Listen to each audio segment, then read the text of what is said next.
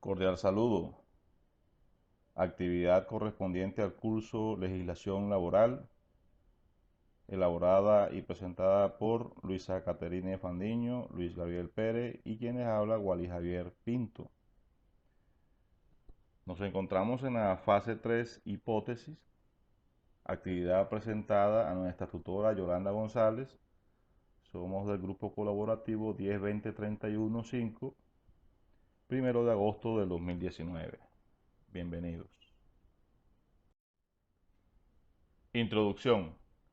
La legislación laboral se entiende como aquel conjunto de leyes y normas que tienen por objetivo regular las actividades laborales, ya sea en lo que respecta a los derechos del trabajador como también a sus obligaciones. Es sumamente importante y siempre se recomienda a los trabajadores conocerla a modo de poder reclamar lo que le corresponde, pero también para saber cuáles son sus obligaciones frente a quien los emplea. Después de un debate académico hemos podido llegar a un consenso y a través de esta presentación hemos establecido las mejores respuestas a los interrogantes planteados en el caso de estudio, teniendo como parámetros la solidez de los argumentos expuestos sobre los mismos. Objetivos. Objetivo general. Apropiar conceptos sobre la legislación laboral donde a través del análisis y desarrollo del caso de estudio podamos reconocer cómo el trabajador y su realidad laboral se encuentran protegidos por diversas normas legales. Objetivos específicos. Comprender el valor de la legislación laboral para la protección del empleado y el empleador, y reflexionar sobre el valor que tiene el ser humano en la transformación de la realidad a través del trabajo y el valor que tiene el trabajo como elemento dignificador de la persona.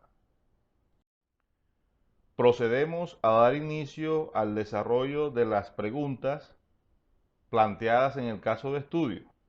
Primera pregunta. ¿Existió acoso laboral en el presente caso?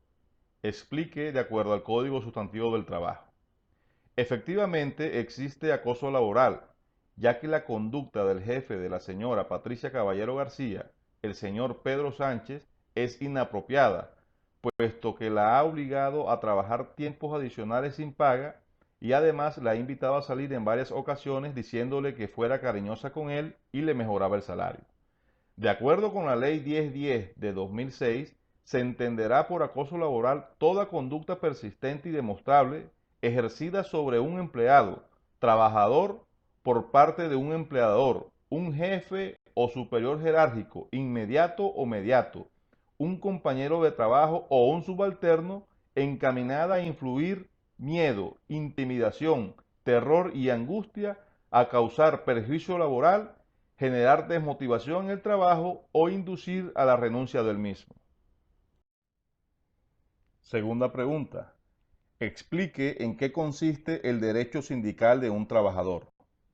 El derecho de asociación sindical en Colombia es un derecho muy importante que constituye una modalidad del derecho de libre asociación que permite que los trabajadores puedan constituir de manera formal organizaciones que los puedan unir para hacer valer sus derechos y los intereses comunes de profesión u oficio, sin autorización previa de carácter administrativo o la injerencia o intervención del Estado o de los empleadores, conforme lo consagran los artículos 39 y 55 de la Constitución Política de Colombia. Tercera pregunta. Explique qué tipo de accidente presentó la trabajadora Patricia Caballero García. La trabajadora Patricia Caballero García tuvo un accidente de trabajo partiendo del punto que se encontraba en las instalaciones de la empresa Mensajes Rápidos S.A., en cumplimiento de sus funciones y que al no tener los elementos de seguridad indispensables para el desempeño de su labor, produjeron fracturas en su fémur derecho y cortadas en ambas piernas como resultado de su caída. Todos estos acontecimientos son consecuencias de actos irregulares por parte del empleador al omitir la entrega de dotación adecuada y suministro de elementos para evitar accidentes laborales. Su origen, según la clasificación de causas, son múltiples que intervienen en el desencadenamiento de un accidente. Cuarta pregunta. Indique cuáles son las prestaciones asistenciales y económicas para el caso de accidente de trabajo y accidente de origen común.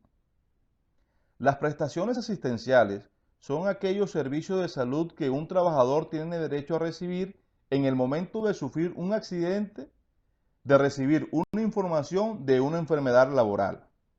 Estas prestaciones asistenciales son asistencia médica, asistencia quirúrgica, asistencia terapéutica, asistencia farmacéutica, entre otros. Servicios de hospitalización, servicios odontológicos, etcétera, etcétera.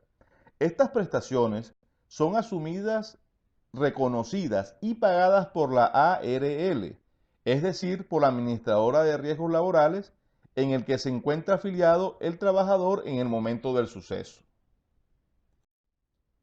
Estos servicios de salud son prestados por la entidad de salud EPS en el que se encuentra afiliado el trabajador, excepto los tratamientos de rehabilitación profesional y servicios de medicina ocupacional que pueden ser prestados por la ARL, Decreto Ley 1295 de 1994. Un accidente común le corresponde a la EPS asumir las prestaciones asistenciales y económicas por no tener la categoría de accidente de trabajo. La EPS debe asumir los accidentes como cuyo auxilio de incapacidad es equivalente a las 2/3 partes del salario durante los primeros 90 días y a la mitad del salario restante con sus excepciones. Quinta pregunta. ¿Considera usted que la trabajadora Patricia Caballero García tiene derecho a algún tipo de pensión? La trabajadora Patricia Caballero García perdió el 60% de la movilidad en una de sus piernas. En Colombia, las personas que están afiliadas al sistema de seguridad social serán pensionadas por invalidez cuando pierden el 50% o más de su capacidad laboral. La pensión de invalidez podrá ser por enfermedad o por accidente, ya sea de origen común o de origen laboral o profesional, y dependiendo de su origen, la entidad que la reconoce es distinta. El artículo 38 de la Ley 100 señala que la pensión de invalidez se causa cuando el trabajador o afiliado pierde el 50% o más de su capacidad laboral, cuyo origen no sea intencional. Si la invalidez se originó en una enfermedad común o en un accidente común, la pensión de invalidez la paga el fondo de pensiones al que esté afiliada la persona o el trabajador. Y si la invalidez se originó en una enfermedad o en un accidente de origen laboral o profesional, la pensión de invalidez la paga la ARL a la que está afiliado el trabajador. ¿Qué son los BEPS y la importancia para los ciudadanos? Es un programa ofrecido por el Gobierno Nacional llamado Beneficios Económicos Periódicos para los extractos 1, 2 y 3 del SISBEN, en especial para la tercera edad sin ingresos fijos y con niveles bajos de cotización en el sistema pensional. Este programa ha sido implementado para las personas que nunca han aportado al sistema de pensiones o que consideren que sea poco probable alcanzar la edad y las semanas de cotización. Séptima pregunta. Realice una síntesis de los aspectos generales de los sindicatos en Colombia. Mencione dos tipos de sindicatos. Los sindicatos son muy importantes tanto en Colombia como en todo el mundo, ya que permite como objetivo principal el bienestar de sus miembros o sindicalizados y generar mediante la unidad la suficiente fuerza y capacidad de negociación como para establecer una dinámica de diálogo social entre el empleador y los trabajadores. El sindicato es un derecho humano fundamental, así lo establece el artículo 39 de la Constitución colombiana. El número mínimo de afiliados a un sindicato no debe ser inferior a 25 afiliados y todo sindicato patronal no menos de 5 patronos independientes entre sí. Artículo 359 del Código Sustantivo del Trabajo, Constitución del Sindicato. Entre los tipos de sindicatos podemos encontrar los siguientes. De empresa, si están formados por individuos de varias profesiones, oficios o especialidades que prestan sus servicios en una misma empresa, establecimiento o institución. De industria o por rama de actividad económica, si están formados por individuos que prestan sus servicios en varias empresas de la misma industria o rama de actividad económica. Octava pregunta. Si como resultado de la caída la trabajadora Patricia Caballero García se muere, ¿quién tiene derecho a la pensión?